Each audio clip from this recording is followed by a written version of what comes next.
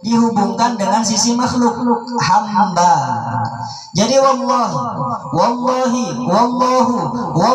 sebenarnya Allah Subhanahu wa taala khalaqakum telah menjadikan diri kalian semua, wa ma ta'malun dan apa-apa yang diperbuat oleh kalian semua. Seperti dengan hal lainnya, di suatu saat kan pernah Rasulullah SAW itu pernah Isra Mi'raj. Di langit ketiga beliau bertemu dengan seorang malaikat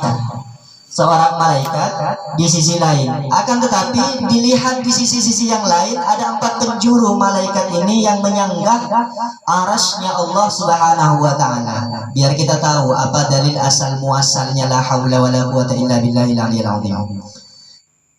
Jadi para malaikat tersebut ketika Rasulullah SAW menaiki burraq beliau, menarik di burraq, di waktu itu disertai oleh malaikat Jibril, Mikail. Ketika itu Rasulullah SAW bertanya kepada malaikat Jibril alaihissalam, wahai Jibril, apakah yang mereka sanggah tersebut? Yang mereka sanggah itu, wahai Rasulullah, itulah yang disebut arasnya Allah Subhanahu wa taala. Itu yang disebut arasnya Allah Subhanahu wa taala. Tidak pernah istirahatkah mereka itu, wahai Jibril? Tidak pernah.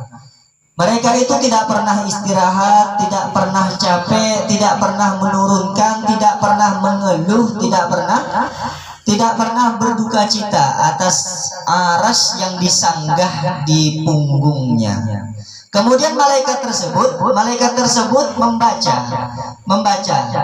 Yang pertama membaca subhanallah, yang kedua membaca walhamdulillah, yang ketiga membaca la ilaha illallah, yang keempat membaca Allahu akbar. Jadi 4 penjuru tersebut dia membacanya, malaikat-malaikat tersebut membaca subhanallah walhamdulillah wala ilaha illallah wallahu akbar. Kata Rasulullah SAW, apakah yang membuat mereka itu sehingga menjadi kuat, wahai Jibril? Sehingga mereka itu menjadi kuat. Kita semua tahu bahwasanya arasnya Allah Subhanahu wa taala itu diciptakan mulai saat itu hingga nanti akhir zaman. Mereka itu tak pernah lelah. Apakah amalan-amalan mereka itu sehingga mereka menjadi kuat? Yang dibaca itulah, wahai Rasulullah, yang membuat mereka kuat. Subhanallah walhamdulillah wala ilaha illallah wallahu akbar. Kemudian disambung oleh Rasulullah SAW, wala haula wala quwwata illa billahil aliyil azim. Itu dari Rasulullah SAW ketika Isra wal Mi'raj.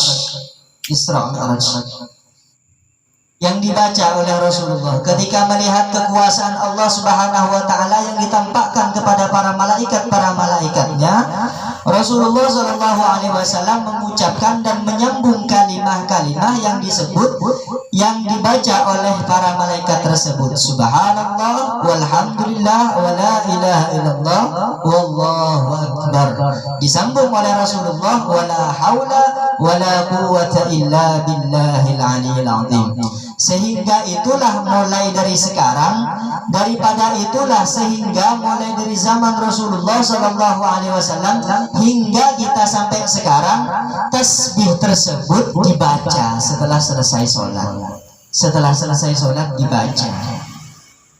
Akan tetapi sebelum membaca tasbih tersebut, kan ada ketika kita setelah selesai sembahyang, setelah selesai sholat, kita akan membaca apa? Allahumma inna ala dzikrika wa syukrika wa husni ibadatik. Sebelum membaca wirid, itu yang dibaca. Allahumma inna, kalau pada hadisnya Allahumma inni ala dzikrika wa syukrika wa husni ibadatik.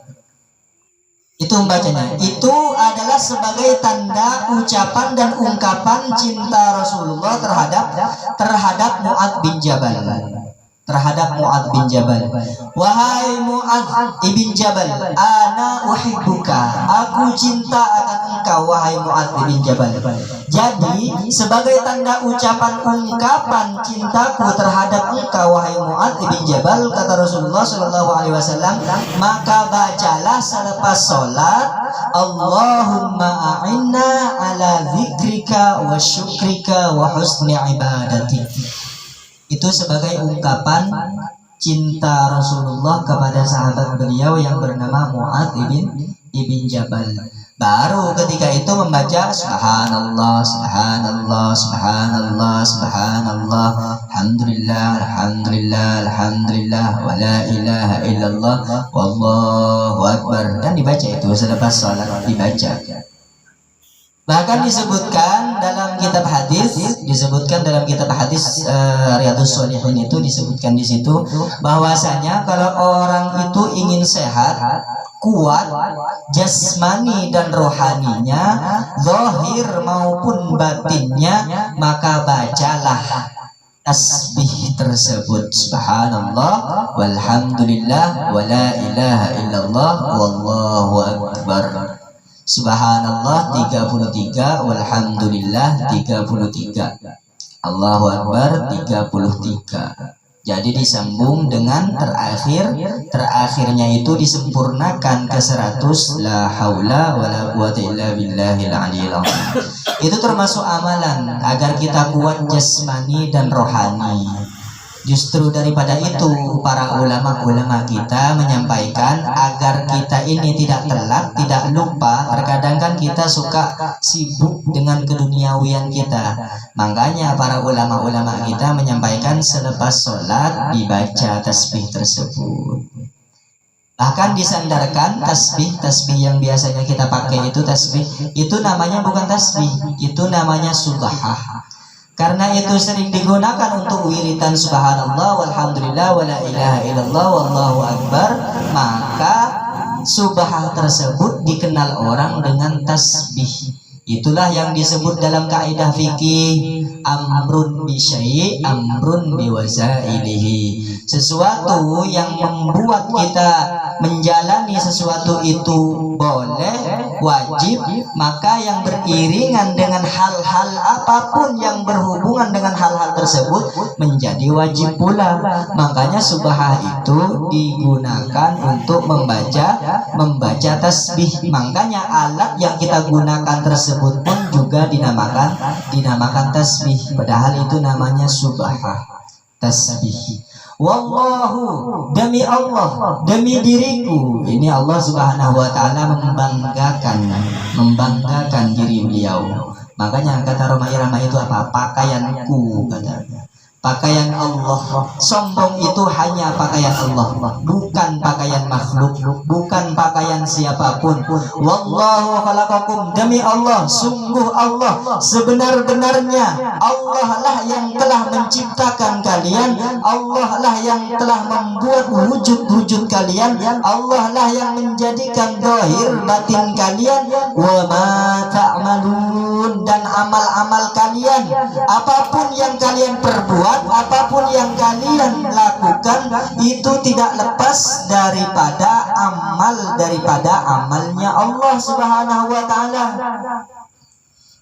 Apapun itu yang diperbuat itu amalnya Allah. Apapun yang dilakukan itu perbuatan Allah. Apapun yang disandarkan sesuatu yang ada di muka buminya Allah tidak lepas daripada wujudnya Allah, amalnya Allah. Maka sungguhlah kita ini sungguh berada dalam suatu kehinaan, suatu kemaksiatan, suatu kecelakaan yang sangat besar jika kita saling menghina satu sama lain. Siapakah yang kita hina? Wujud manusia. Wujud manusia itu wujudnya Allah Subhanahu wa taala. Jadi kalau kita ingin menghina seseorang atas namanya, sama halnya kita menghina Allah. Kalau kita itu menghina af'alnya, sama halnya kita menghina af'alnya Allah. Kalau kita menghina zatnya, maka sama halnya kita menghina zatnya Allah subhanahu wa ta'ala. Asma, af'al, zat, sifat, semuanya berhubungan dengan Allah subhanahu wa ta'ala. Makanya kalau seseorang memang benar-benar belajar ahli batin sesungguhnya, prasangkanya itu selalu berprasangka baik terhadap siapapun. Terhadap siapapun dia akan selalu berprasangka baik. Tidak melepas kemungkinan orang itu mau gila, mau hina, mau maksiat, mau baik, mau hal-hal apapun, prasangkanya selalu prasangka baik terhadap mereka.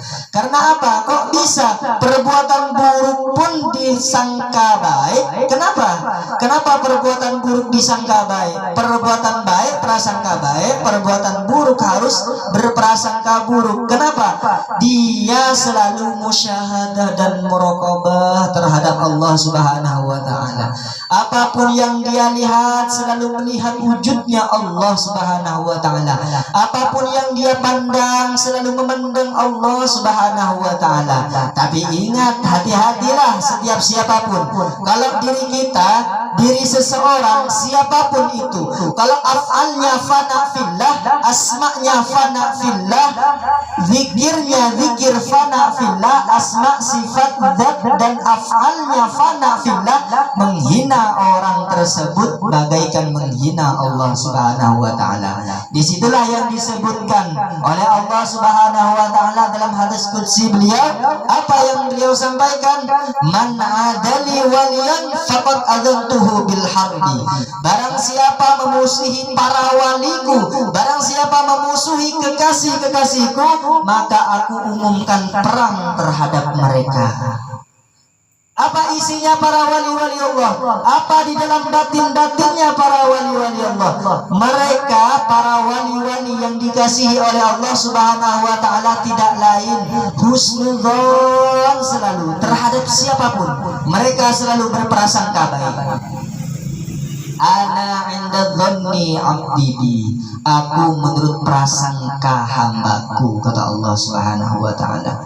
Jika prasangka terhadap dirinya baik, maka baiklah dirinya. Jika prasangka terhadap dirinya buruk, maka buruklah dirinya. Jika berprasangka terhadap dirinya benar, maka benarlah. Tapi jangan membenarkan diri. Jangan merasa benar terhadap diri. Jangan mengakui kebenaran terhadap diri. Jangan-jangan yang kita akui selama ini bahwasanya hawa nafsu kita yang berada di dalam diri kita. Bedakan antara hawa nafsu dengan rububiyah kita. Kalau seseorang selalu bersandarkan dengan hubungan-hubungan rububiyahnya, hubungan-hubungan dengan ketuhanannya, maka dia akan selalu melihat setiap af'al, perbuatan, setiap asma, nama, setiap sifat, setiap zat, dia selalu menyandarkan atas sandaran Allah subhanahu wa ta'ala. Tawakalnya kuat terhadap Allah, tawakalnya kuat terhadap siapapun itu. Sekalipun hawa nafsu kita berkata bahwasanya perbuatan tersebut hina, perbuatan tersebut tercela. Kalau kita memandang sesuatu, orang-orang yang ahli ma'rifah sejati, orang-orang yang ahli hakikat sejati, siapa yang kita tertawakan? Siapa yang kita ejek? Siapa yang kita hinakan? Siapa yang kita rendahkan? Kalau orang itu memang bersih, belajar tasawuf yang sebenar-benarnya tasawuf, semestinya prasangkanya itu baik. Semestinya ma'rifah hakikat dalam batinnya itu baik. Semestinya pola pikirnya itu baik terhadap siapapun yang mereka jumpai. Maupun dia mendengar hal-hal yang buruk, pendengarannya selalu didengarkan oleh Allah subhanahu wa ta'ala dengan pendengaran yang baik terhadap hambanya, terhadap makhluknya. Tak pernah sedikit pun dia berprasangka buruk. Jangankan dia tidak melihat sendiri pun dengan kejahatan tersebut, dia akan selalu berprasangka baik terhadap siapapun. Berprasangka baik. Kalau kita terbiasa dengan prasangka buruk, sedangkan di dalam tubuh kita ini ada dua hal. Apa yang dua hal tersebut? sisi rububiyah, sisi nafsiyah. Kalau ingin kita berhubungan dengan sisi Rabb kita yang sejati, maka kesampingkanlah sisi nafsiyah kita. Kalau selama ini sisi-sisi nafsiyah, hawa nafsu kita selalu kita kemukakan, bahwasanya itulah petunjuk sejati. Kita ini tak pernah bermakrifah terhadap Allah Subhanahu wa ta'ala. Ciri-ciri orang bermakrifah yang sejati itu, dia tak akan melecehkan, dia tak akan menghinakan, dia tak akan mentertawakan, dia tak akan gembira di atas penderitaan hambanya Allah. Penderitaannya selalu berada di atas penderitaan siapapun. Kebahagiaannya selalu berada di atas kebahagiaan hambanya Allah dan umatnya Rasulullah. Jika kita merasa tenang, merasa enak, merasa santai, merasa bahagia di atas penderitaan para sahabat-sahabat kita, keluarga kita, jiran-jiran kita, maka fashhadu, saksikanlah bahwasanya kalian belum sedikit pun bermakrifah terhadap Allah.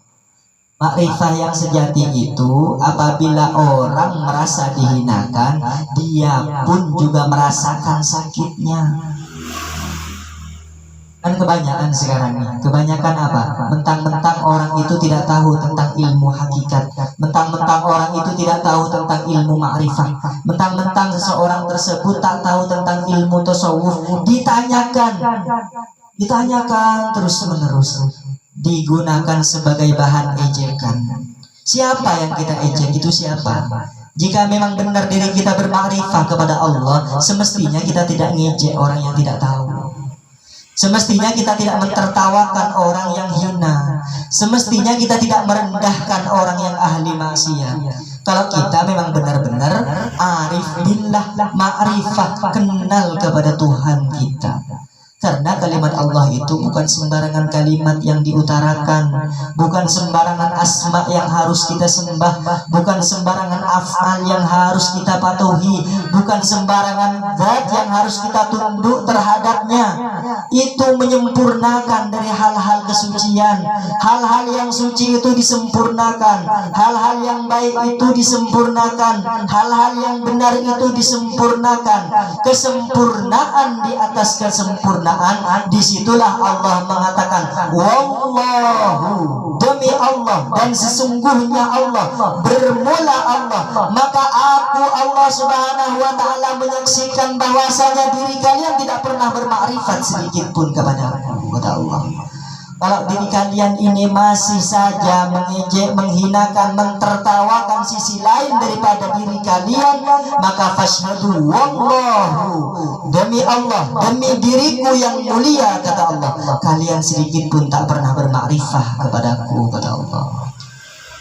Kalau bertemu dengan orang yang tidak mengetahui, tidak kenal, maka ajarkan dia biar benar, bukan malah mengejeknya, bukan malah menghinakannya, bukan malah merendahkannya.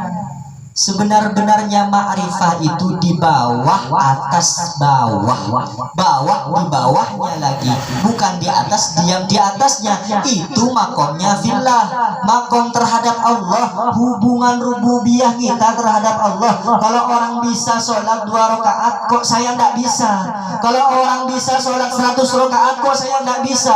Orang itu bisa mengenal terhadap Allah lebih tinggi makomnya, kok saya tidak bisa? Itu prasangkaan kita terhadap hubungan rububiyah.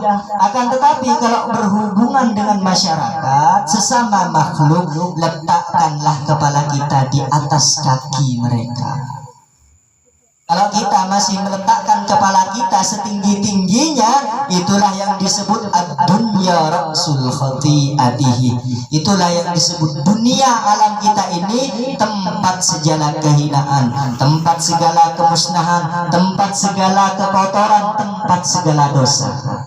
Kalau kita ini meletakkan kepala kita ini di atas tinggi dan setinggi-tingginya, itulah yang disebut orang sehina-hinanya manusia. Jika seorang hamba tersebut bisa meletakkan kepalanya di bawah kakinya, itulah seseorang yang disebut mulia daripada yang mulia. Kemuliaan di atas kemuliaan bagi seseorang yang selalu memuliakan saudaranya. Kehinaan di atas kehinaan bagi seseorang yang menempatkan kepalanya di atas kepala orang lain. Masih benarkah bermakrifah kita selama ini? Masih benarkah cara wudhu kita selama ini? Masih benarkah cara sholat kita selama ini? Sholat itu sebagai gambaran, makanya dinamakan syariat. Sholat itu gambaran. Kalau memang benar-benar kita sholat, memang benar-benar kita sholat, makanya sujud itu, kenapa? Sujud itu harus menempatkan dahi kita ini di buminya Allah. Maksudnya apa? Meletakkan kepala kita ini di telapak kaki kita sendiri. Meletakkan kepala kita ini, akal kita, otak kita, kepintaran dan kecerdasan kita ini di telapak kaki siapapun, hambanya Allah maupun umatnya Rasulullah. Itulah yang sebenar-benarnya orang bermakrifat. Makanya di suatu saat pernah ketika Sunan Kalijaga itu bertemu dengan Sunan Bonang, dia tidak sengaja mencabut rumputnya Allah, dia tidak sengaja menginjak semut makhluknya Allah Subhanahu wa Ta'ala. Beliau menangis sekencang-kencangnya, beliau menangis sekuat-kuatnya karena penyesalan dalam dirinya. Kenapa? Menurut Sunan Bonang, menurut kata beliau, yang diciptakan Allah Subhanahu wa Ta'ala di muka bumi ini adalah semuanya bertasbih. Subhanallahi ma fis samawati wa ma fil ard. Bertasbih, mensucikan Allah apa-apa yang di langit, apa-apa yang di bumi. Kalau saya membunuh satu semut ini, berarti saya sudah mengurangi rasa ketaatan saya kepada Allah Subhanahu wa Ta'ala, mengurangi hambanya Allah yang selama ini bertasbih kepada Allah. Rumput tersebut tercabut dengan secara tidak sengaja menangis beliau sekuat-kuat. Kenapa beliau menangis? Saya sudah mengurangi hambanya Allah yang selama ini bertasbih kepada Allah Subhanahu wa Ta'ala. Begitu orang-orang bermakrifat itu semestinya dicontohkan untuk pribadinya sendiri, bukan malah untuk sebagai bahan ejekan, bukan untuk sebagai bahan hinaan terhadap diri orang lain. Mentang-mentang dirinya sudah bermakrifah, mentang-mentang dirinya belajar makrifah, mentang-mentang dirinya belajar hakikat, mentang-mentang dirinya sudah belajar tasawuf tentang pembersihan batin, kemudian kita menghinakan, maka pasmadu, saksikanlah selama ini kita tak pernah sekalipun bermakrifah kepada Allah. Jika diri kita merasa suci, jika diri kita merasa tinggi, jika diri kita merasa agung, maka selama-lamanya kita tidak pernah bermakrifah. Kullum min indillah. Katakanlah siapa? Katakan ini kepada siapa? Huwanya itu dhamirnya kepada Muhammad. Muhammad yang mana? Muhammad yang di Madinah, Muhammad Rasulullah, Muhammad ibni Abdillah, maupun Muhammad umum dan Muhammad akhir. Siapa Muhammad awal, siapa Muhammad akhir? Muhammad awal dari segala sesuatu yang awal, itu yang disebut orang sekarang berbuat kebaikan. Kalau ilmunya disebut Nur Muhammad. Kalau dirinya, siapapun itu yang berbuat kebaikan, siapapun itu yang berbuat kemaslahatan, siapapun itu yang ingin berusaha untuk menuju kepada kebenaran, min indillah, itulah yang disebut di sisi Allah. Nah, begitu cara mengartikan Al-Quran. Bukan kul katakan setiap sesuatu min itu sebagian daripada sebagian, endi di sisi Allah, berarti di sisi Allah, endillah di sisi Allah. Bukan semacam itu. Cara pengertian daripada Al-Quran itu harus memang benar-benar kepada ahlinya, bukan yang hanya bisa membaca dan menulis. Kul katakanlah wahai Muhammad, Muhammad yang awal, Muhammad yang akhir, Muhammad yang abadi, Muhammad yang selama-lamanya dikekalkan oleh Allah, kecuali atas izin Allah lah dia yang rusak. Setiap sesuatu itu, kebaikanmu, kebenaranmu, kemaslahatanmu, itu adalah perbuatanku, kata Allah, bukan perbuatanmu wahai Muhammad. Ini Allah Subhanahu wa Ta'ala ini setelah menggunakan sumpah dengan penciptaannya, dengan wujud hambanya, maka Allah Subhanahu wa taala menegaskan kembali di sini, setiap sesuatu kebaikan-kebaikanmu, jika kamu mendapatkan suatu kemuliaan dan kebaikan, kembalikanlah semuanya min indillah, itu perbuatanku, kata Allah. Itulah yang disebut di sisiku, kata beliau.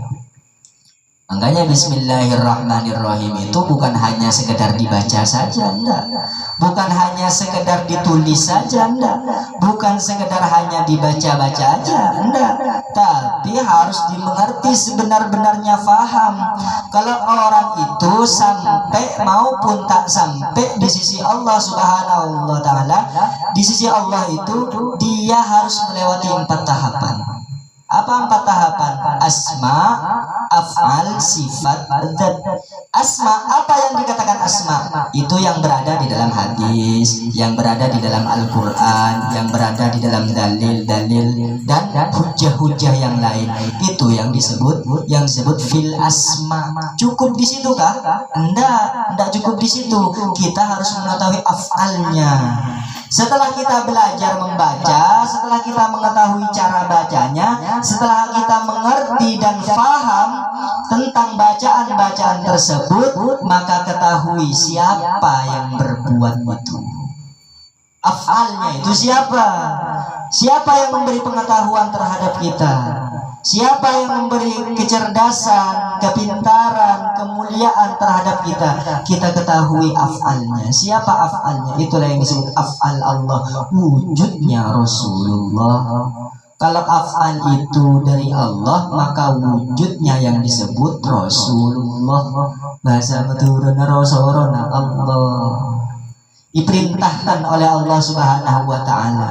Jangan sampai lupa, wahai Muhammad, jangan sampai lupa kalau kamu itu Rabbul Alamin. Jika seandainya kamu itu sudah mendapatkan, sudah bisa mengendalikan hawa nafsumu, maka sadarilah sesungguhnya perbuatan baikmu itu tak lepas dengan izinku, wahai Muhammad. Bukan karena kemauanku, tapi karena kehendakku, kata Allah Subhanahu wa taala. Makanya disebutkan Allahu Rabbul Izzati wa Muhammadun Rabbul Alamin. Kalau bahasa Muhammad, pemimpin kita di syariat Islam, penyempurnanya adalah Nabi Muhammad. Kalau pengertian batinnya, Muhammad yang mana? Muhammad alam, Rabbul Alamin. Alam apa? Alam tubuh kita ini, alam diri kita ini. Itu dinamakan alam diri, bukan alam semesta ini. Sebelum kita mengetahui alam sebenar-benarnya alam, maka ketahuilah alam semesta di dalam tubuh kita ini. Apa yang disebut alam semesta dalam diri? Angan-angan, cita-cita, kemauan, keinginan, hajat, apapun itu yang berhubungan dengan diri, perbaiki, wahai Muhammad. Nah, begitu. Makanya kalau seseorang itu, kalau cinta terhadap Muhammad yang zahir, dia akan berlinang air matanya. Apalagi kalau mengingat Muhammad yang ada di dalam tubuh kita ini, yang berada di dalam batang tubuh kita ini, niscaya bergetarlah semua zahir maupun batin kita. Jasad kita bergetar, jiwa kita bergetar. Makanya seseorang kalau sudah wiritan, Allah, Allahumma salli ala Muhammad, assalatu wassalamu alaika ya Rasulullah, assalatu wassalamu alaika ya Nabi Allah. Jika ada getaran di dalam hati kita, di dalam jiwa kita, di batang tubuh kita ini, itu respon bahwasanya Rasulullah pada batin kita sudah menjawab. Begitulah hubungan kita antara diri kita yang zahir maupun hubungan kita yang batin. Kalau yang zahir berhubungan, maka batin harus ada sangkut pautnya. Jika batin berhubungan, maka harus ada pula lah hubungan dan sangkut pautnya dengan yang zahir. Soalnya zahir tanpa batin maka tidak akan ada gunanya. Batin tanpa zahir tidak ada wujudnya, tidak ada buktinya, tidak ada kenyataannya. Maka wujudkanlah yang batin dengan amal-amal kita. Wujudkanlah yang batin dengan sifat-sifat Rahman Rahim kita. Rahman Rahim Allah itu berada di dalam diri kita. Kalau kita memang benar-benar bersifat rububiyah menuju kepada ma'rifah, amal ma'rifahnya Allah Subhanahu wa Ta'ala, di dalam diri hamba itu cuma ada dua sifat. Apa? Kalau tidak pengasih, ia penyayang. Kalau tidak pengasih, ia penyayang. Pengasih dan penyayang itulah yang disebut bersifat rububiyah. Kalau di dalam dirinya tidak ada sifat kasih dan sayang, tidak ada mengasihi, tidak ada menyayangi, maka fasyhadu, saksikanlah bahwa kita ini tak pernah bersifat rububiyah, tapi kita bersifat nafsiyah, hawa nafsu.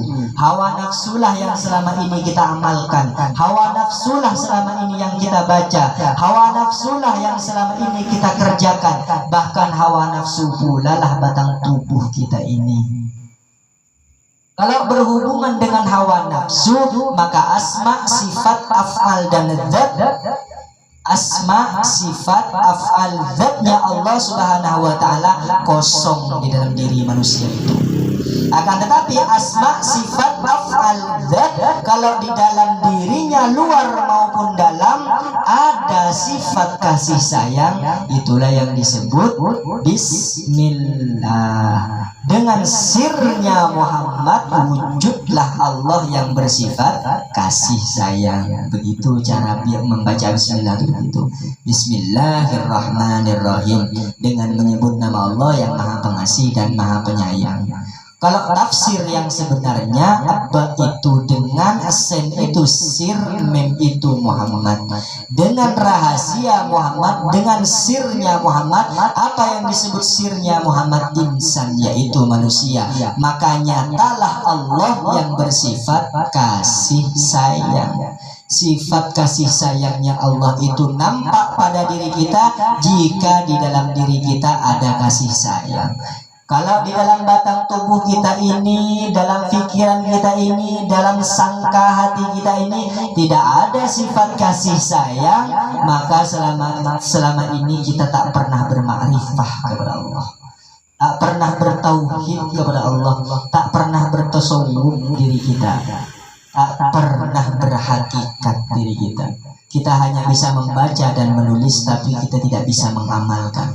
Mau sampai kapanpun, hingga akhir zaman, asma, sifat, af'al, dzat itu harus berjalan dengan beriringan. Jangan cukup hanya di asma saja. Kalau orang sudah belajar, sudah mengerti, sudah paham, sudah cukupkah ma'rifahnya? Belum. Teliti dulu dari af'alnya. Memperbuat apa enggak dia dengan perbuatan Allah, dengan sifat kasih sayangnya tadi. Kalau dia tidak berbuat, maka masih belum bertauhid dirinya, masih belum beraf'al dirinya, masih belum berzatlah dirinya. Kalau cuma sekedar asma saja, tulisan dan bacaan saja, siapapun tulisan dan bacaan itu bisa dipelajari, bisa dimutolaah. Dimutolaah itu bisa. Makanya orang-orang Yahudi itu, kenapa dia tidak punya ma'rifah, tidak punya tasawuf, tidak punya hakikat dalam dirinya? Karena dia itu hanya bisa membaca dan bisa menulis, tapi dia tidak bisa merasakan hasil daripada yang dia tulis, hasil yang dia baca. Makanya kita ini selalu kalah dengan orang-orang barat itu, kita selalu kalah pola pikir kita. Kenapa? Karena kita punya satu yang istimewa. Apa itu? Apa yang istimewa? Keyakinan dan akidah. Kalau orang-orang barat tidak punya keyakinan, tidak punya akidah. Yang mereka miliki, apa yang masuk menurut pola pikir mereka, itulah yang mereka ikuti. Selain daripada itu, tidak mau mereka mengikutinya. Biarkan mereka ahli di bidang pola pikir, kita ahli di bidang akidah dan keyakinan. Sehingga kita tidak hanya bisa membaca, tidak hanya bisa menulis, tidak hanya bisa memperbuat, tapi bersifat. Kalau orang-orang barat tuh bisanya cuma dua. asma wal af'al. Dia tahu bacaannya, dia tahu cara menulis, dia tahu cara memperbuat, tapi dia tidak tahu cara bersifat, tapi dia tidak tahu caranya zat itu bagaimana. Makanya sebelum lengkap yang 4 ini, kuranglah amalnya seseorang itu, harus beriringan. Terus kalau kurang kita tidak mau mengerjakan, mulailah dari af'al. Kalau tidak bisa dari af'al, dari sifat. Tidak bisa dari sifat, dari asma. Tidak bisa dari asma, dari zat. Makanya seseorang, seburuk-buruknya seseorang, setidaknya berpakaian yang baik. Siapa tahu dengan berpakaian yang baik, nanti lambat laun sifatnya akan menjadi baik, perilakunya akan menjadi baik. Tidak mesti harus alim dulu, harus baik dulu, harus punya akhlak yang baik dulu, harus berpakaian yang baik. Enggak, mulailah dengan hal-hal yang baik. Jika perbuatan afal kita tidak bisa baik, mulailah dengan pakaian. Jika dengan pakaian kita suka malu, mulailah dengan nama-nama yang baik. Jika dengan nama tidak bisa baik, setidaknya penampilan batang tubuh kita ini tidak dipergunakan dengan hal-hal yang tidak baik. Biar jelaslah di sini apa yang disebut wallahu khalaqakum wa ma ta'malun. Itulah yang disebut sempurna daripada kesempurnaan Allah. Satu saja tertinggal, maka lepaslah ketauhidannya. Tapi setidaknya kita berharap, soalnya kenapa? Tidak ada manusia ini yang bersifat kesempurnaan. Semuanya memiliki sifat kekurangan. Justru daripada itu kita berjuang, terus berjuang. Kalau jatuh bangkit lagi, terus berjuang sampai akhir hayat. Yang penting akidah dan keyakinan kita selalu baik, prasangkanya terhadap Allah, ingin bertauhid sebenar-benarnya tauhid, ingin berbuat amal daripada amal ma'rifah sebenar-benarnya amal ma'rifah. Seandainya kita mati tidak menyempurnakan hal yang 4 tadi, insya Allah Allah subhanahu wa ta'ala lah yang maha sempurna. Allah lah yang menyempurnakan keempatnya. Semoga kita tergolong daripada orang-orang yang baik, yang memahami tentang asma, sifat, af'al, zatnya Allah. Kita beriringan, zahir baik, batin baik, prasangka baik, zahir baik, batin pun baik, af'alnya baik, mengamalkan dengan amalnya para nabi dan para rasul. Kecerdasan dan pengetahuan serta kecerdasan dan pengetahuan nabi dan para rasul. Semoga kita diridhoi oleh Allah, mendapatkan syafaat Rasulullah, diridhoi oleh kedua orang tua kita. Kalau kita baik, semoga kebaikan kita menjadi manfaat. Kalau manfaat, semoga menjadi barokah. Kalau barokah, menjadi rahmat. Barakallahu fikum wa fi umri jami'an kulluhum. Al-afu minkum. Al-Fatihah. Alhamdulillahirabbil alamin arrahmanir rahim maliki yaumiddin iyyaka na'budu wa iyyaka nasta'in ihdinas siratal mustaqim siratal ladzina an'amta 'alaihim ghairil maghdubi 'alaihim waladdallin amin. Bismillahirrahmanirrahim. Qul huwallahu ahad, Allahu samad, lam yalid walam yulad walam yakul lahu kufuwan ahad. Bismillahirrahmanirrahim. Qul huwallahu ahad, Allahu samad, lam yalid walam yulad walam yakul lahu kufuwan ahad. Bismillahirrahmanirrahim. Qul huwallahu ahad, Allahu samad, lam yalid walam yulad walam yakul lahu kufuwan ahad. Al-Fatihah. Bismillahirrahmanirrahim. Alhamdulillahirabbil alamin arrahmanir rahim maliki yaumiddin iyyaka na'budu wa iyyaka nasta'in ihdinas siratal mustaqim siratal ladzina an'amta 'alaihim ghairil maghdubi 'alaihim waladdallin amin. Bismillahirrahmanirrahim. Qul a'udzu birabbil falaq min syarri ma khalaq wa min syarri ghasiqin idza waqab wa min syarri nafathati fil 'uqad wa min syarri hasidin idza hasad. Al-Fatihah. Bismillahirrahmanirrahim. Alhamdulillah.